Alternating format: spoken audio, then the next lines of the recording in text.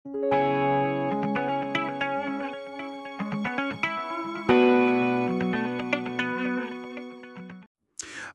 ল্যাপটপের গায়ে এই ইন্টেল ইভো লোগোটা প্রায় দেখি, তাই না?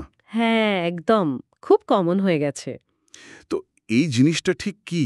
মানে শুধু একটা স্টিকার, নাকি এর পেছনে আরও কিছু আছে?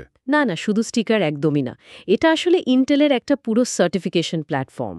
ও, সার্টিফিকেশন প্ল্যাটফর্ম। হ্যাঁ, এর শুরুটা হয়েছিল প্রজেক্ট অ্যাথেনা নামে একটা ইনিশিয়েটিভ থেকে। ইন্টেলের আইডিয়াটা ছিল তারা শুধু প্রসেসর বা অন্য পার্টস বেচবে না, হুম। বরং ব্যবহারকারীর পুরো অভিজ্ঞতাটাকেই একটা নির্দিষ্ট মানে নিয়ে আসবে। মানে একটা গ্যারেন্টি দেবে আর কি। আচ্ছা আচ্ছা, তার মানে এটা অনেকটা প্রিমিয়াম ল্যাপটপের জন্য একটা কোয়ালিটি সিল মোহরের মতো, যেটা ভালো পারফরম্যান্স, লম্বা ব্যাটারি লাইফ, ভালো কানেক্টিভিটি এই সব নিশ্চিত করে। হুম, একদম ঠিক ধরেছেন। অনেকটা তাই। আজকের আলোচনাটা মূলত এটাই বোঝার চেষ্টা করা যে এই ইভো ব্যাচটা দেখলে একজন ক্রেতা ঠিক কী আশা করতে পারেন।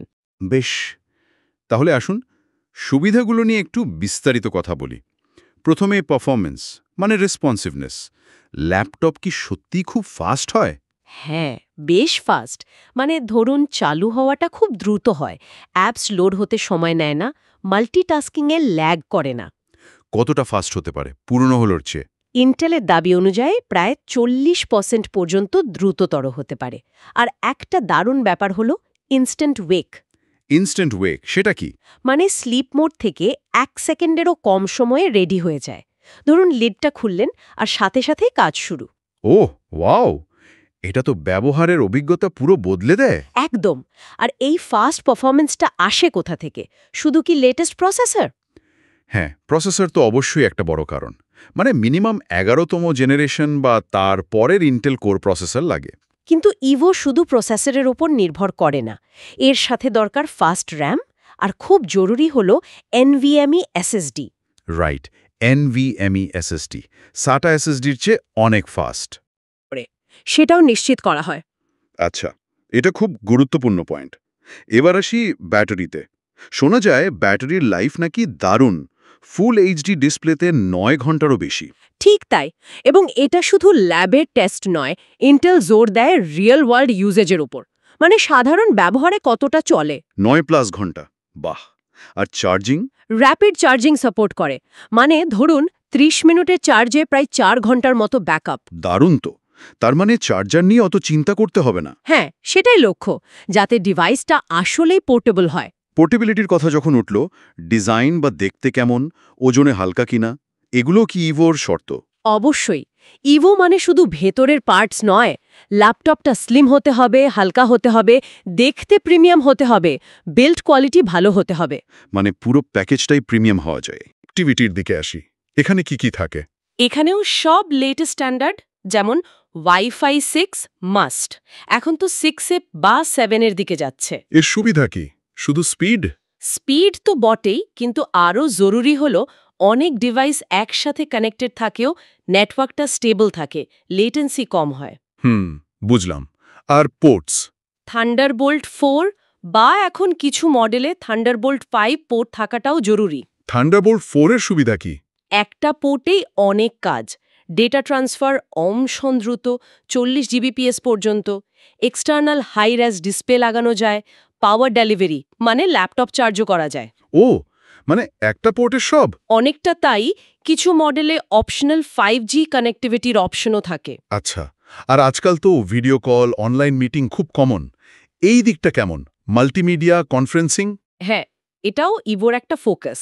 ডিসপ্লে কোয়ালিটি ভালো হতে হবে, স্পিকার আর মাইক্রোফোনও উন্নত মানের হতে হবে। ওয়েবক্যামটা অন্তত 720p রেজলিউশন আর 30 FPS দিতে হবে।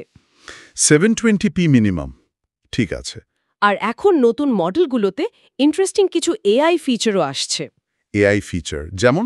যেমন ধরুন ভিডিও কলে অটোমেটিক নয়েজ ক্যান্সেলেশন, ব্যাকগ্রাউন্ড ব্লর করা, কম আলোতেও মুখটা পরিষ্কার দেখানো, বা আপনি নড়াচড়া করলেও ফ্রেমে রাখা, এইসব আর কি।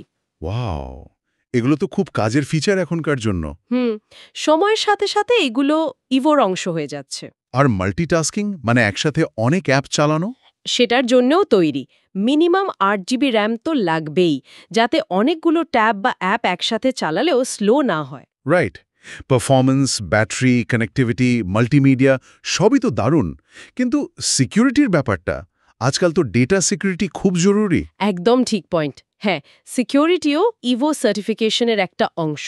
কি ধরনের সিকিউরিটি থাকে? বায়োমেট্রিক সিকিউরিটি থাকে, যেমন ফিঙ্গারপ্রিন্ট রিডার অথবা ফেস রেকগনিশনের জন্য আইআর ক্যামেরা, যেটা উইন্ডোজ হ্যালো সাপোর্ট করে। আচ্ছা, লগ ইন করা সহজ এবং সিকিউর। হ্যাঁ, এছাড়াও হার্ডওয়্যার লেভেলেও কিছু নিরাপত্তা থাকে, যেমন ইন্টেল হার্ডওয়্যার শিল্ড। এটা অপারেটিং সিস্টেমের নিচের স্তরের অ্যাটাক থেকে বাঁচাতে সাহায্য করে। তার মানে শুধু পারফরম্যান্স নয়, সিকিউরিটির দিকটাও দেখা হয়। অবশ্যই। তাহলে বোঝা যাচ্ছে এই ইভো ব্যাজটা পাওয়া কিন্তু সহজ না, অনেকগুলো শর্ত পূরণ করতে হয়, তাই তো? হ্যাঁ, ইন্টেল বেশ কিছু কঠিন টেস্ট আর শর্ত রাখে। এগুলোকে ওরা বলে কি এক্সপিরিয়েন্স ইন্ডিকেটরস বা KEI। KEI? হ্যাঁ, মানে ল্যাবের বেঞ্চমার্কের বাইরে গিয়ে একজন সাধারণ ব্যবহারকারী দিনের পর দিন ব্যবহার করলে কেমন অভিজ্ঞতা পাবেন সেটার উপর ভিত্তি করে তৈরি ইন্ডিকেটর। ইন্টারেস্টিং।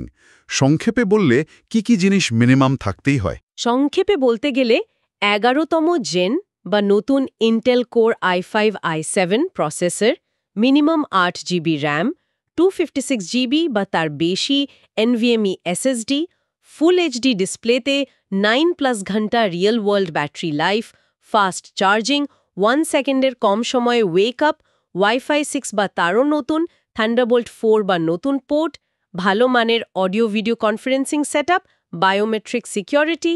বাহ, বেশ লম্বা লিস্ট। হ্যাঁ, আর এখন ইন্টেল ইউনিসন অ্যাপ সাপোর্টও এর মধ্যে পড়ে, যেটা পিসি আর ফোনের মধ্যে ফাইল বা নোটিফিকেশন শেয়ারিং খুব সহজ করে দেয়। তার মানে সব মিলিয়ে ইন্টেল ইভো শুধু কিছু স্পেক্স নয়, এটা একটা টোটাল প্রিমিয়াম এক্সপিরিয়েন্সের গ্যারান্টি।